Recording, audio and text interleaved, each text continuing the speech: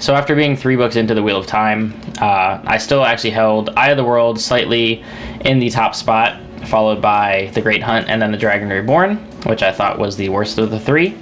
And now a book has moved into the number 1 spot, just eking out Eye of the World, because this book was pretty great. And that would be The Shadow Rising, which is book 4 of the Wheel of Time.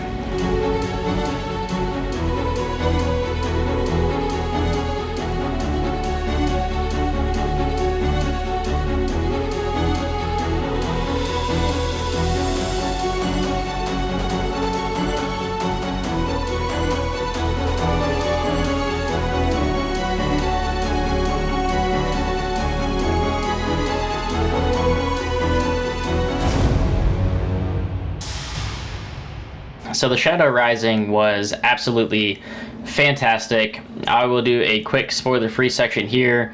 If you have read the first 3 books and you are not into it yet, or you are into it and you want to see more, book 4 I think really hits this story stride.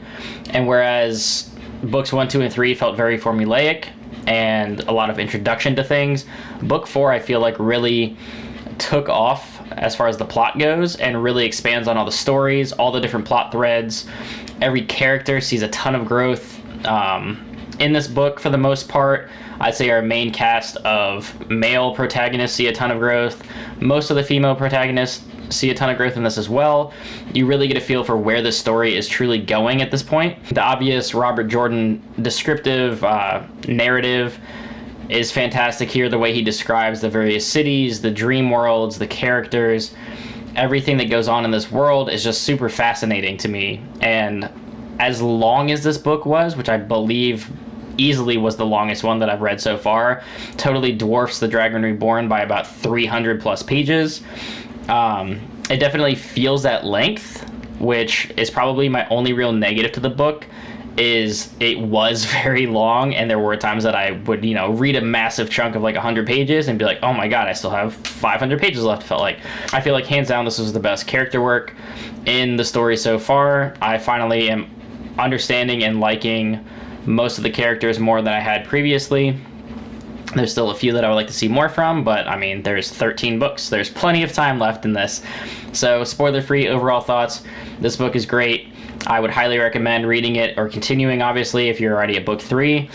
If you read this book and it's not for you, maybe the Wheel of Time isn't for you, but I am definitely completely on board by this point and excited to continue. So those are the spoiler-free thoughts that I would like to share. I'm going to go ahead and jump into spoilers because holy shit, a lot happens in this book.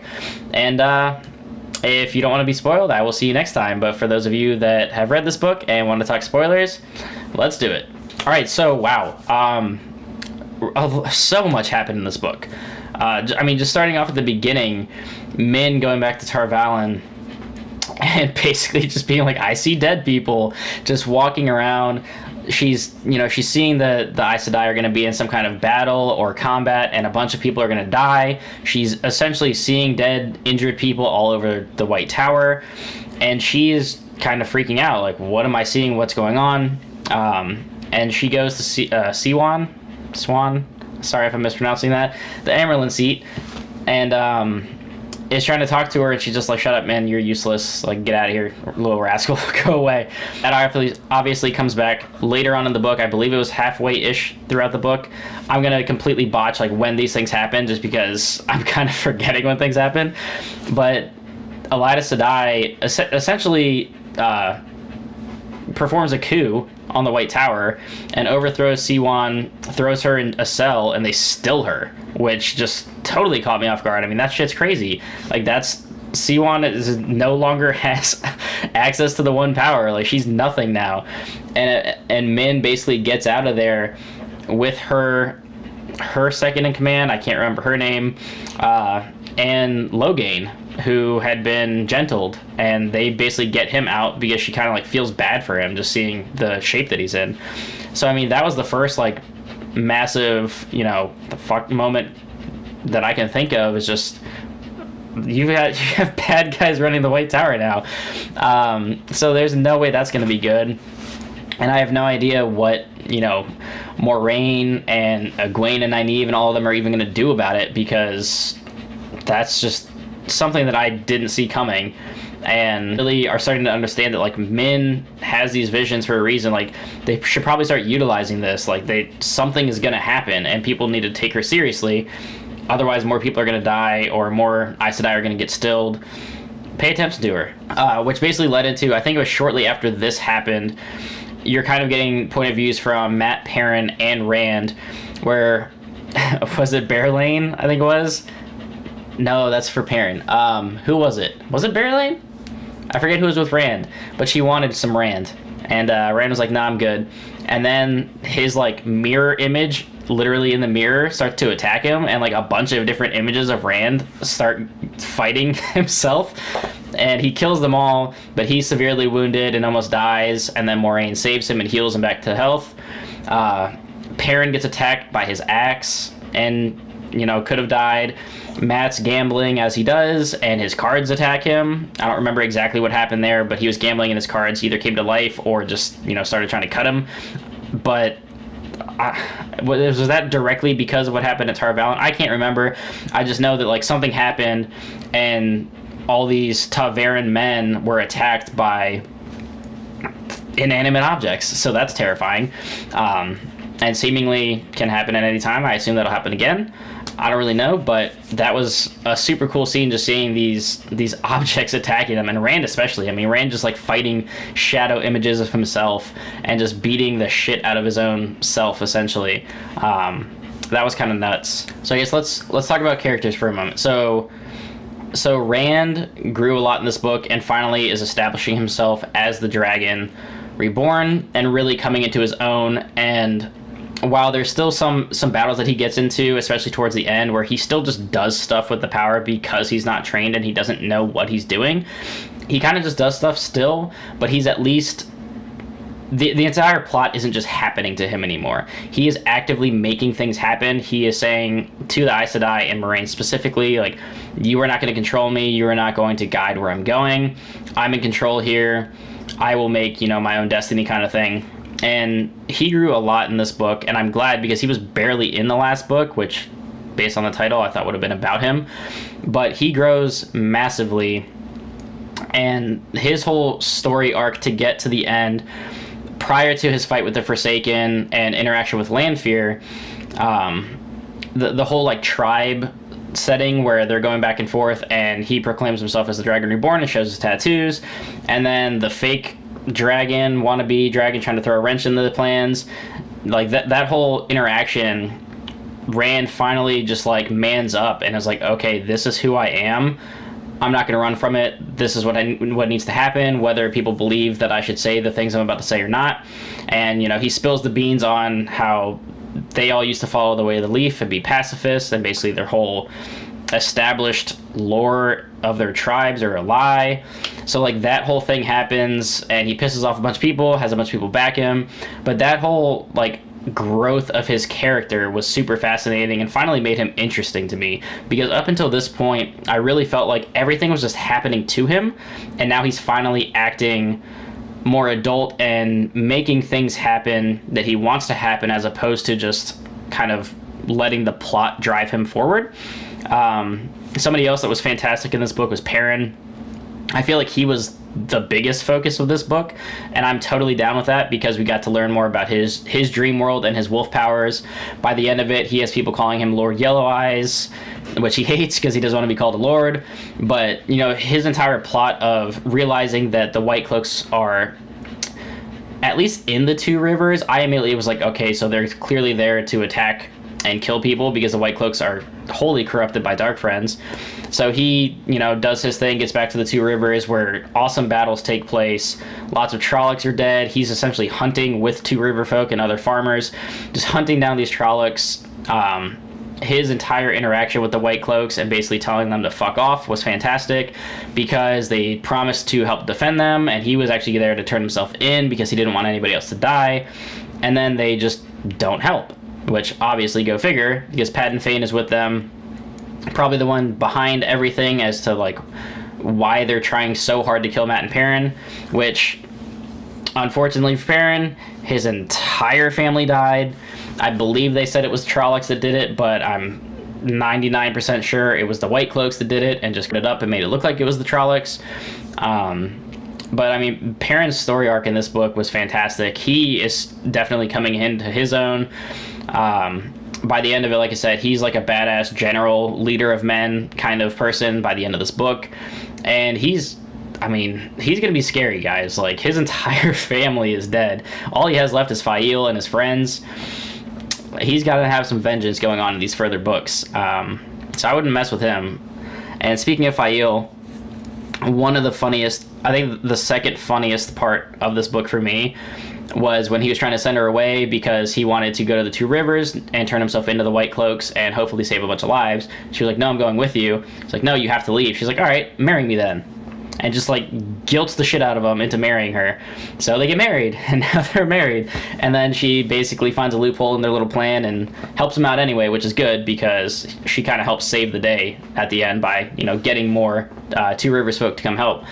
But up until this book and kind of this moment and the moment where she actually fights Berlain and tries to pull a knife on her, and Berlain just like kicks her ass and wipes the floor with her. I didn't like Fael at all, but I'm starting to. And she's at least funny enough with Perrin and their interactions that I want to see more of her, whereas before I was just I didn't care about her at all in the last book, honestly. Matt, I still don't love yet. I don't know. I assume this has to happen at some point. I keep hearing that Matt is people's favorite character. I just don't see it yet. He's definitely not annoying like he was previously. And since he got caught up in, Windows Patch Tuesday and just downloaded a bunch of updates and apparently is like the greatest general the Wheel of Time has ever seen now, and also a badass military fighter with an awesome spear. I don't remember what it's called, like an Ashendai or something. What was it called? A Chandra? Whatever. He has a super awesome spear that you see. I believe that was him on the cover of the book. So he's like a crazy military strategist, and then I assume that's going to pay off in further books because I don't really exactly understand why I know they filled in his gaps and his memory with just like all these different people from the past. I don't remember I'm a little bit foggy on how that worked or why that really happened or physically how it happened. I remember he got hung and Rand saved him. I don't remember exactly why he has these memories and is now a badass, but he is, and I'm looking forward to it because now I have a feeling that he's going to kind of help lead armies or like lead the wars to come, which that's super cool because now you have him doing that. People look up to Perrin, they think he's a lord, they want to follow him because he basically saved the Two Rivers with the help of others, but he was leading the charge. And then Rand is Dragon Reborn, so like you're kind of getting this like trio of badasses. All the females are becoming Aes Sedai and super powerful, so they're going to be a formidable force, more so than they even are right now. I mentioned that Fael guilting Perrin was the second funniest thing that happened in this book. The first funniest thing was the entire situation where Egwene and Rand were basically trying to tell each other that they didn't love each other anymore, but wanting the other one to kind of still feel like they did. And then when they were finally just like, okay, cool, we're good, we're just gonna be friends now. And then Elena's just like, what's up, Rand? And then they have this whole interaction where they're talking about their feelings toward each other, and just like the most hilariously awkward dialogue of Elaine just being like, I'm fond of you, Rand. And then Rand is like, I'm fond of you, Elaine. And Elaine's like, yeah, but I'm like fond of you, Rand.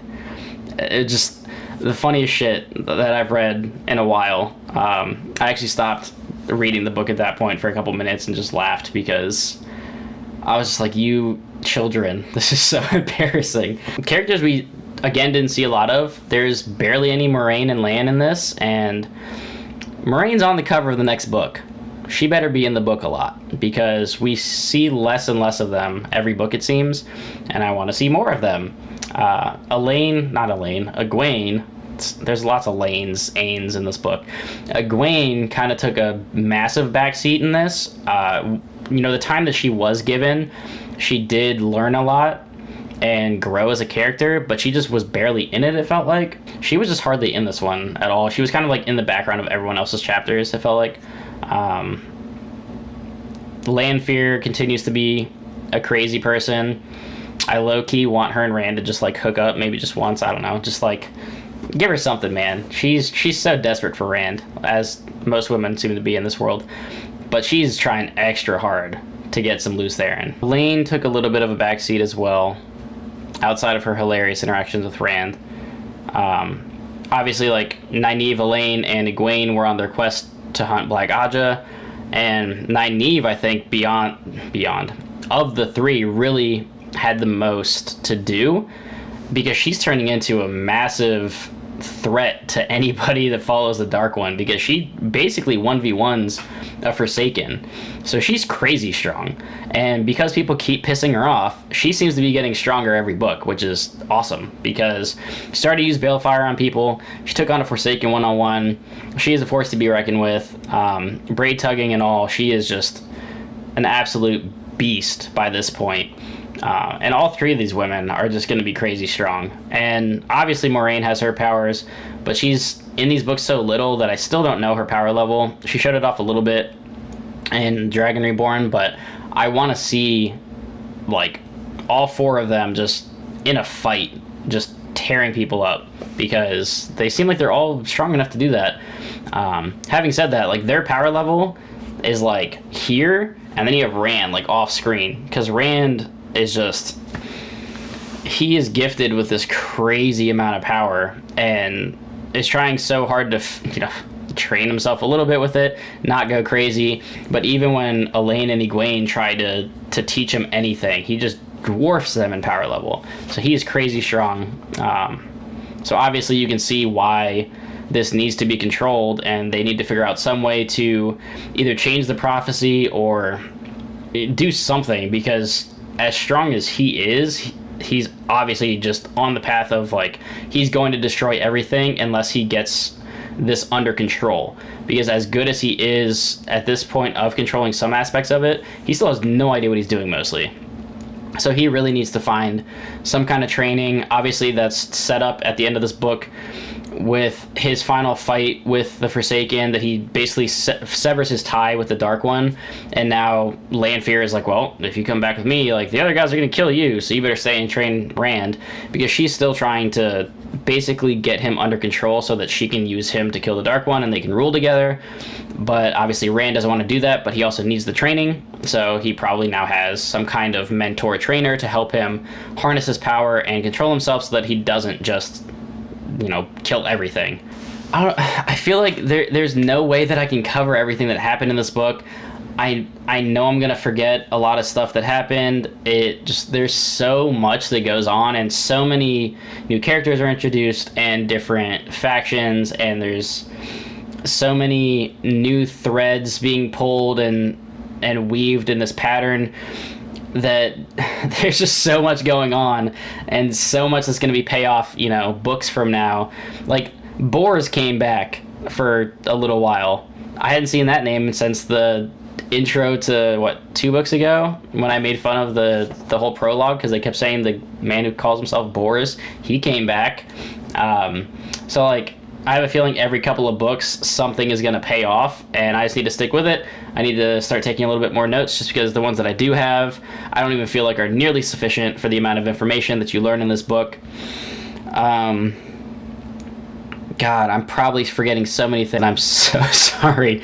But I mostly try to remember everything that I can about the main characters and the main side characters, and then everybody else is just kind of like noise to me, because there's a lot of names to remember, and I feel like every time there's a new female introduced, it's some variation of Ain as her name, so then I start to get confused if I remember too many of them, and I don't know. Hopefully I'm doing a decent job of talking about this book.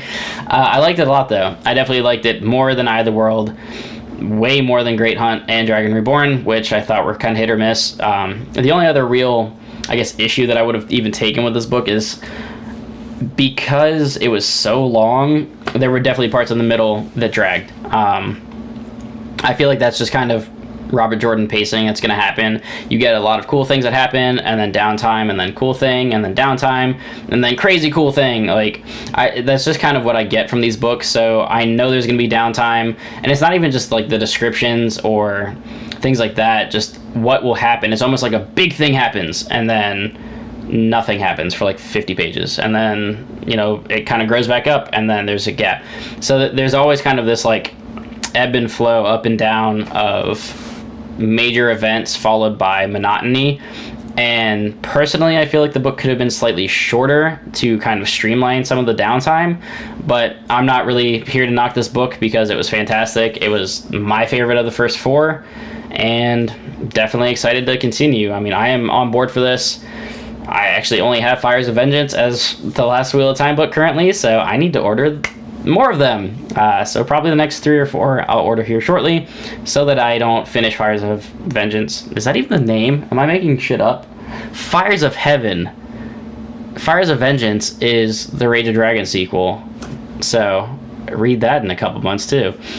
But that's gonna do it for this one, guys. I might have been all over the place. I do apologize, but like I said, I enjoyed this book a lot. Like and subscribe if you enjoy these reviews.